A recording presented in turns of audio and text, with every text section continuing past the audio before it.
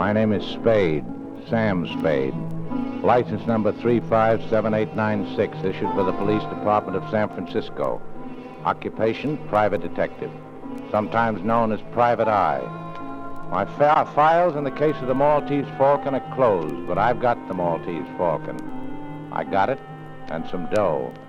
My partner got murdered, and a very slick chick went up for life. I'll tell you about it.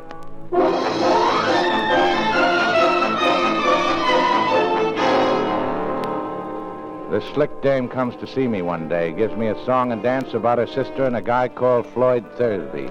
She wants us to get her sister back before her mother and father get in from Hawaii.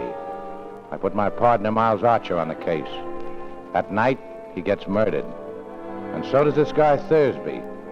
I go round to the apartment where the dame is living, the one called Bridget O'Shaughnessy. She had something I seemed to go for. Oh, Mr. Spade, come in. I have come in. Oh, yes, so you have. Mr. Spade, tell me, am I to blame for last night? You warned us that Thursby was dangerous. Of course, you lied to us about your sister and all that, but that doesn't count. We didn't believe you. Oh, help me, Mr. Spade. I need help so badly. I've no right to ask you, but I do ask you. Help me. You won't need much of anybody's help. You're good. You're awful good. It's chiefly your eyes, I think, and that throb you get into your voice when you say things like, "Help me, Mr. Spade." I deserve that.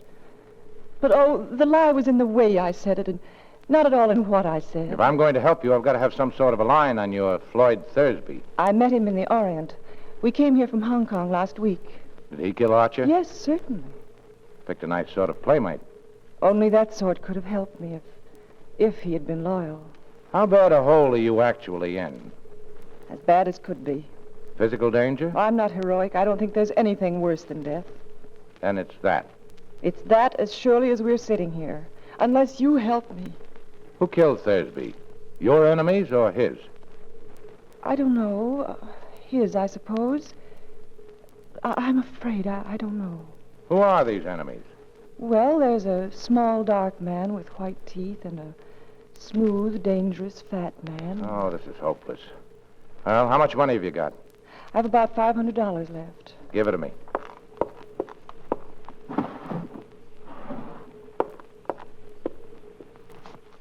There's only 400 here. I had to keep some to live on. Okay. I'll be back as soon as I can. You needn't come to the door with me. I can let myself out. I went by the office then and found a dark little guy with very white teeth waiting for me. His name was Joel Cairo. He was a Greek. Mr. Spade, I'm trying to recover an ornament that has been, shall we say, mislaid. I thought and hoped you could assist me. Uh-huh. The ornament is a statuette, the black figure of a bird. I'm prepared to pay the sum of $5,000 for its recovery, and no questions asked. 5,000 is a lot of money. It's a very interesting figure. You will put your hands together at the back of your neck, Mr. Spade. Huh? Oh, sure. I shall shoot you if you try to stop me, Mr. Spade.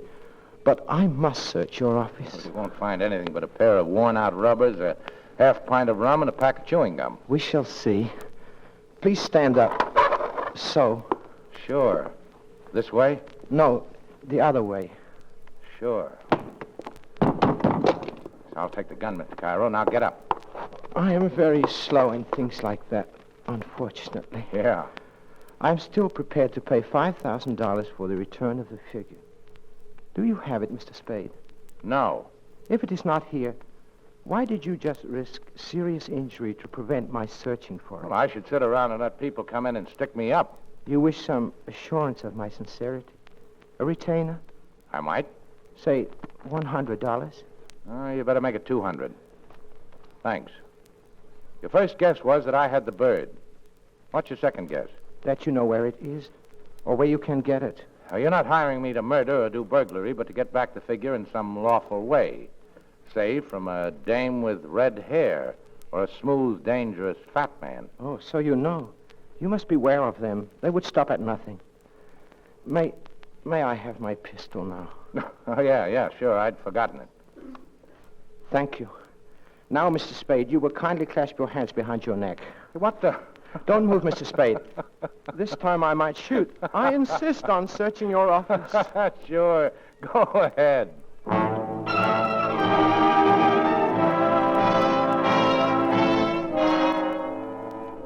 I finally got rid of the Greek and started back for Bridget O'Shaughnessy's apartment. Matter of fact, I had a hunch that the Greek was going there himself and started to tail his cab when a sad-faced guy poked something into my back and said, Come on. The fat man wants to see you.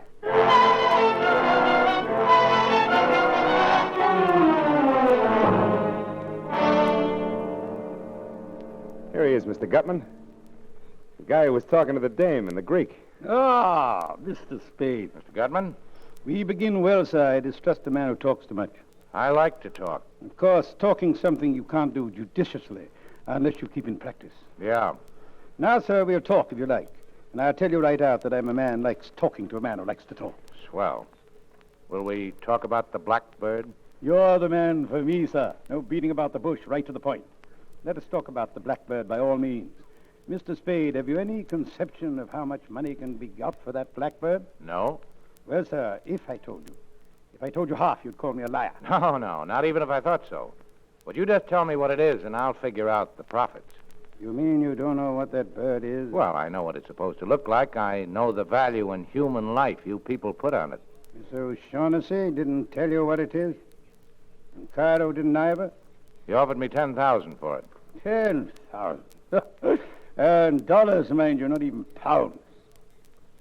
They must know what it is. Or do they? What is your impression? I can't tell. They're both lying. If they don't know, I'm the only one in the whole wide, sweet world who does. Swell. When you've told me, that'll make two of us. Mathematically correct, sir. But I don't know for certain that I'm going to tell you. Oh, don't be foolish. You know what it is. I know where it is. That's why I'm here. Well, sir, where is it? Don't be silly. You see, I must tell you what I know, but you will not tell me what you know. That is hardly equitable, sir. No. I don't think we can do business along those lines. Yeah, well, think again and think fast. I can get along without you and keep that Gunsel away from me while you're making up your mind. I'll kill him. Well, sir, I must say you've the most violent temper. Well, what are you wasting time for? You've got till 5:30. Then you're either in or out for keeps.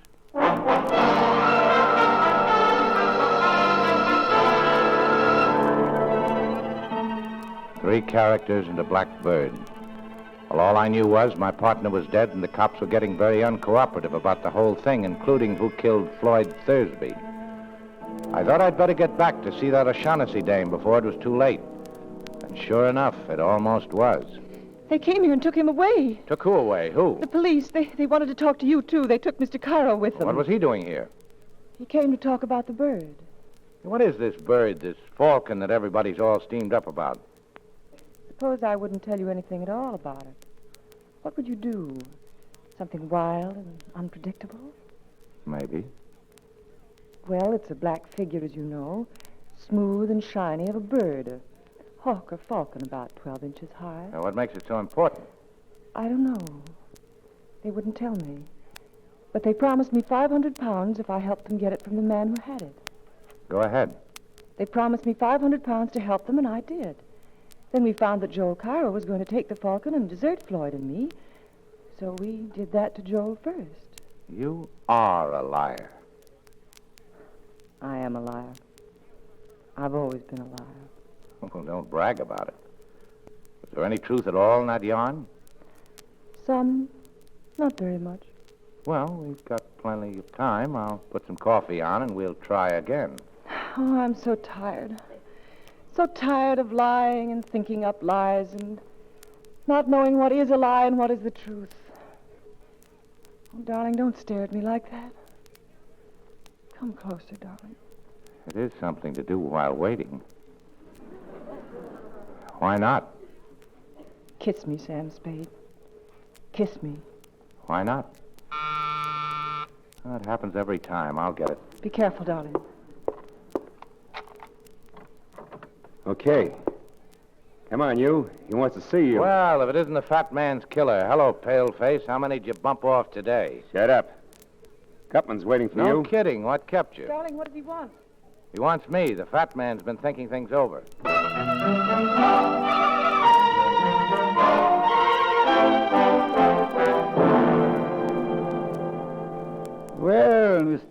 Spade. I must apologize for sending for you in this fashion. Now, never mind. Let's talk about the bird. All right, let's. What do you think of the order of the Hospital of St. John of Jerusalem? Crusaders or something, weren't they? Very good. In 1539, these crusading knights persuaded Emperor Charles V to give them the island of Malta. He made but one condition. They were to pay him each year for the tribute of a falcon in acknowledgement that Malta was still under Spain. Do you follow me? Yeah. Have you any conception of the extreme, immeasurable wealth of the order of that time? Well, I imagine they were pretty well fixed. They were rolling in wealth, sir. They hit upon the happy thought of sending the emperor for the first year's tribute, not an insignificant live bird, but a glorious golden falcon, encrusted from head to foot with the finest jewels in their coffer. Allow me to replenish your drink, sir. Well, what do you think of these knights? I don't know. Well, sir, the glorious falcon never reached Spain. Buccaneers raided the galleon. In 1713, the bird showed up in Sicily. In 1840, in Paris. And it had by that time acquired a coat of black enamel, looking like nothing but a fairly interesting black statue. In 1923, a Greek dealer found it in an obscure Paris shop. He knew what it was. I heard about it in London and rushed over to buy it. But the Greek was murdered and the falcon gone. That was 23 years ago. For 23 years, I've searched for the bird. I traced it to the home of a Russian General Kemedov, but he wouldn't sell, even though he knew nothing of its value. I was forced to send my agents after it. They got it, sir, but I haven't got it. But I'm going to get it, sir. How soon are you willing to produce the falcon? A couple of days. That is satisfactory. Well, sir, here's a fair bargain and profits large enough for both of us. Well, what's your idea of a fair bargain? Shall I say 100,000? Why not? What did you say to $250,000? Oh, then you think the dingus is worth $1 million, huh? Why not? Yeah. Why not? Hey, I feel kind of funny, Gutman. That drink. My dear man, how could you suggest anything so crude?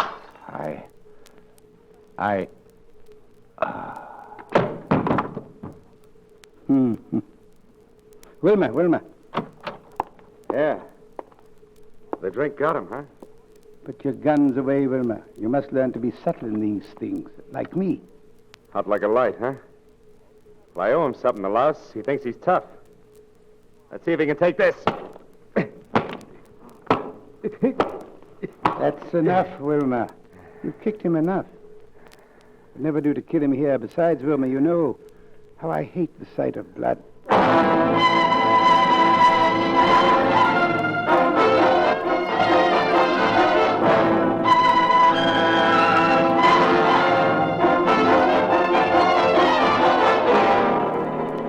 I guess the name of Sam Spade was a cinch for the back page obituaries, but I came out of it somehow and managed to get up and stagger out of that apartment. I went around to the hotel where Joel Cairo had a room and made a deal with a house dick to let me search it. All I could find was a newspaper in the wastebasket folded back to the steamship news. There was a list of arrivals, and one was marked. It said, 8:07 a.m., the La Paloma from Hong Kong. That was good enough for me. I got a cab and rode down to the docks.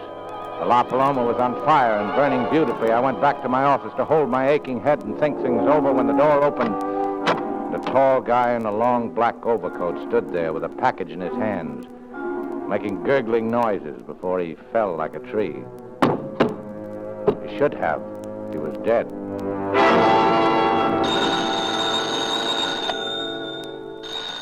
I took a good look at him. He was the mate off the La Paloma. I unwrapped his package, and there it was. The black bird. The Maltese Falcon.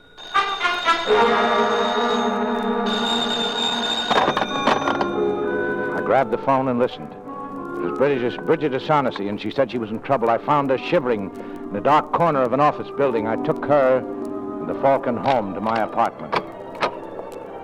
I put her on the couch. I put the Falcon in the icebox where no one would think to look for anything, including ice.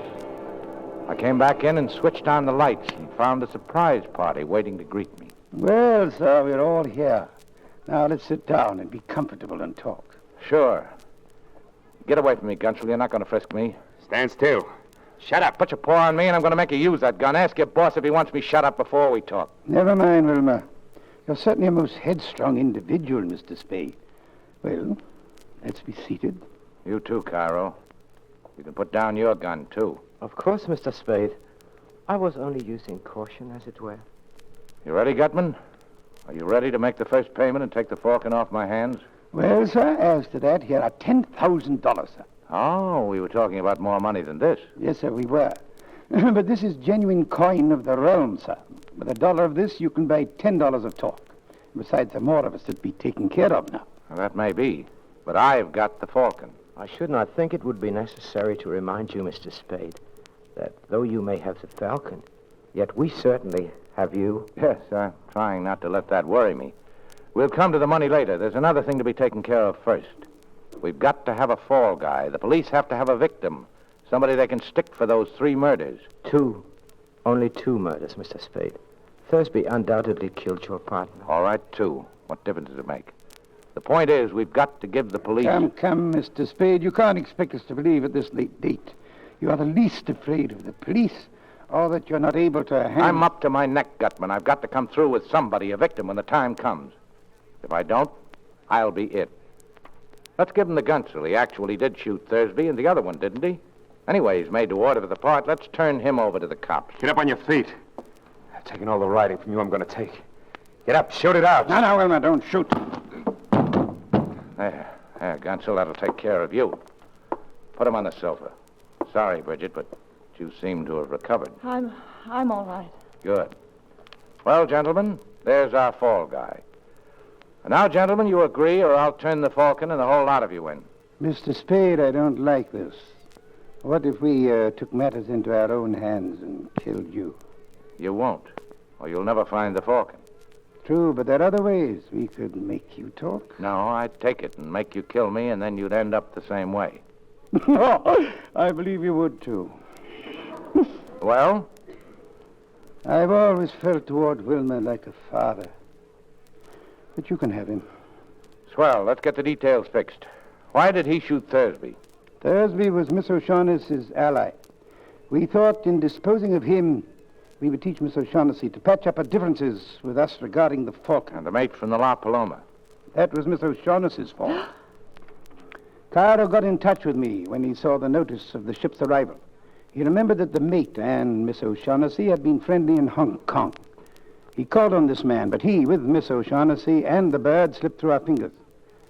We followed them to her apartment, and Wilma shot the mate as he was coming down the fire escape. He shot him many times, but the man was tough, and he did not drop the Falcon. We persuaded Miss O'Shaughnessy to call your office.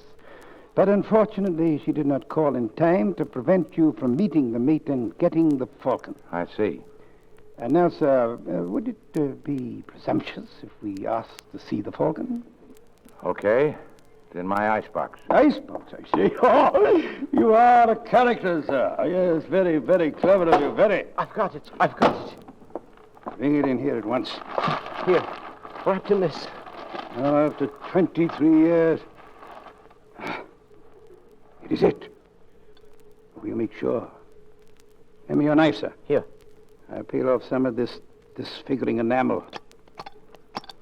It's a fake. All right, O'Shaughnessy, you've had your little joke. Now tell us about No, it. Sam, no, that's the one I got from the Russian, I swear. You bungled it, Gutman. You and your stupid attempt to buy it. The Russian caught on how valuable it was. No wonder we had so little trouble stealing it. You imbecile! You bloated idiot! Yes. This is the Russian's hand. There's no doubt of it. Well, sir, what do you suggest? Shall we stand here and shed tears and call each other names? Or shall we go to Istanbul and to interview our Russian friend? Go to Istanbul? For 23 years, I have wanted that little item and have been trying to get it. If I must spend another year on the quest, well, that will be an added expenditure in time only. I go with you. Wilma's gone. Wilma's gone. So he has. That makes it imperative that we go too. Oh, by the way, sir, I'll trouble you for my envelope containing the $10,000. I kept my end of the bargain, but I'll settle for $1,000 for expenses. Thank you. I'll allow you the 1,000. That'll take care of my time. Now, sir, we'll say goodbye to you unless you care to undertake the Istanbul expedition with us. You don't? Oh, that's too bad. Well, sir, the shortest farewells are best. Adieu. And to you, Miss O'Shaughnessy, I leave the rare avis there on the table as a little memento. The Maltese Falcon.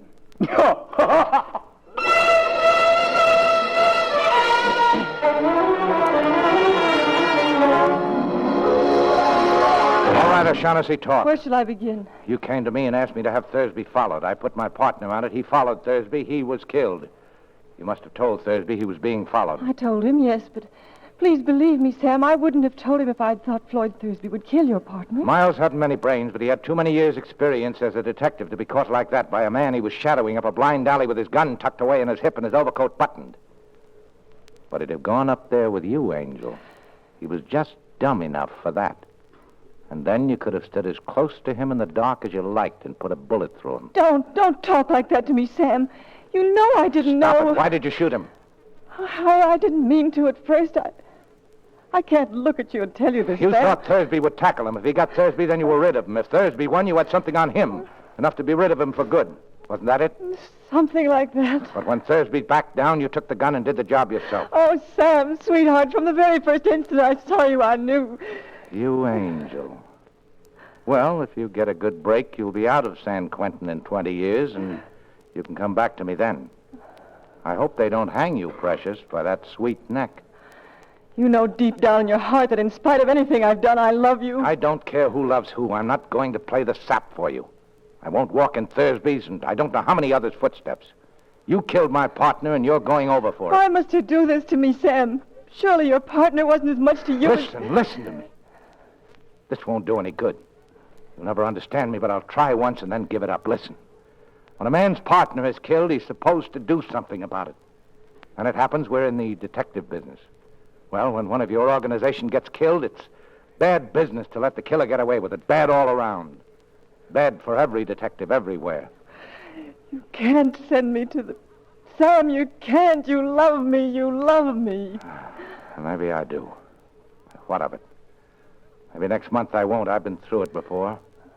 I'll have some rotten nights after I've sent you over, but that'll pass. I want you, sure, but I won't take you at the price because all of me wants to, regardless of consequences. Because you counted on that with me the same as you counted on that with all the others. Sam, darling, kiss me, kiss me. Sure. Sure, baby.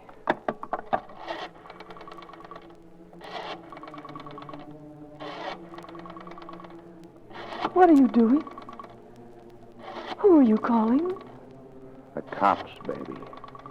The cops to come and take you away.